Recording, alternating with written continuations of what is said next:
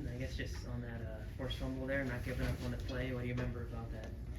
Yeah, I mean, we were in a pretty good call, honestly. Just kind of misfitted a little bit, and Coach Green and Coach Shep are really big on getting the ball back. So, any shots at the ball we can get, are good opportunities. So I saw the ball, I saw him carrying it in the right hand, so I kind of just punched it, worked out. How do you feel like you guys kind of handled the run today, especially with Paul out? Yeah, that makes a difference, right? Big number 41's not right in the middle there, so I feel like we handled it all right. There's a lot of things to clean up. We kind of knew what they were doing. It kind of came down to point of attack, making a decision right when you got to make the play. So we'll definitely clean that up this week. First forced fumble of your career, and then I think second pick of your career. But just how special has it been to be playing as well as you have this whole season? Yeah, I mean, it's pretty cool. Surrounded by my favorite people too. Being coached by the best coaches I think in the country, and you put all that together, and it's pretty fun to be a Bobcat right now. Yeah. Getting Taki back out there, how'd you feel about that? Yeah, that was pretty cool. I love that guy, and he worked so hard to get back. So stepping stones to kind of get him back in there a little bit more. So really grateful that he can be back out there. Coach Vegan mentioned you're kind of like the quarterback back there in the secondary. Has some very high praise for you. When you hear something like that, what's that mean to you? I don't really know if I'm the quarterback. I kind of just say the call when it comes in through my headset, whatever. But I just try to communicate as much as possible. Our secondary coaches, Coach Shep and Coach Green, like I said, preach that communication is at a premium. It needs to be the number one thing that we focus on all week.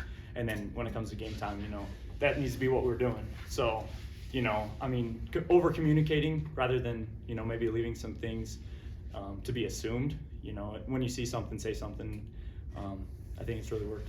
You got a few different defensive coordinators. What stands out most about Coach Howe? Yeah, I didn't play a whole lot last year, the year before, but Coach Howe's a great coordinator and really dialed stuff up for us. There's a pressure. Early in the game where we heated them up and they really couldn't block us. He kind of just threw it away. So Coach Howe is really good at getting us in the right spots, like that fit our strengths, I would say, not really leaving people on an island so much. How has the helmet communication been so far? Has there been any learning curve? I guess what's that been like playing with it? Right.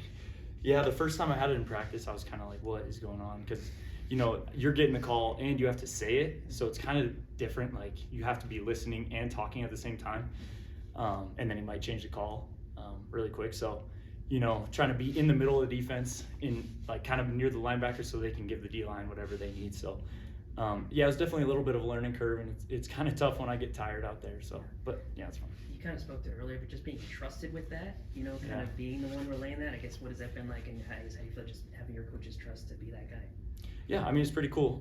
I think I showed in my time here that I'll communicate with people, and I'm out there always yelling the check, always yelling whatever it is, and that's just a testament to how we're coached. Over communication is the best possible thing for a defensive player. So, I think they saw that and threw it on me. Vegan kind of mentioned the touchdown you guys gave up, sort of motivated you guys in the third quarter. Can you speak to just what you guys were kind of feeling going into halftime?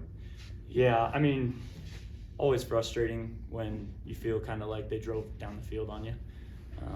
And it was, like I said, point of attack plays, like a decision when you see a guy in the hole that are you going to go hit him or are you going to kind of sit back on your heels? And that happened to me a couple different times too. So, we got to clean that up. We got to just be aggressors. Coach Vegan is 35-0 against unranked FCS opponents. There was chaos in the top 10 last week, but you guys said we're just going to stay to our mindset.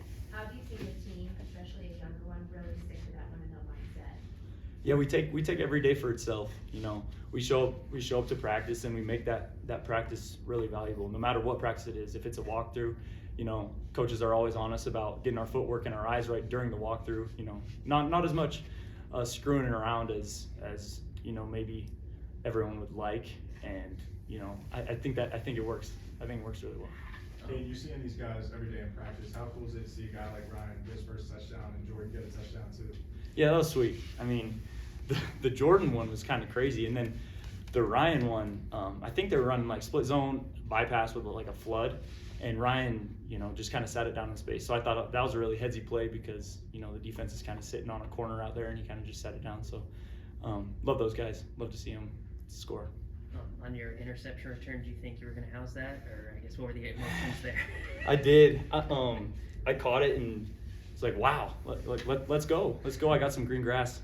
I touched the ball a little bit in high school, so I felt like I could make some moves, I guess, maybe. I don't know. And, I just run where people aren't, I guess, and got tackled immediately. Yeah, you guys in the secondary had a couple forced turnovers to get to Kari at the pick as well. It's just when you guys are able to get your hands on the ball, it's just what's that feeling like?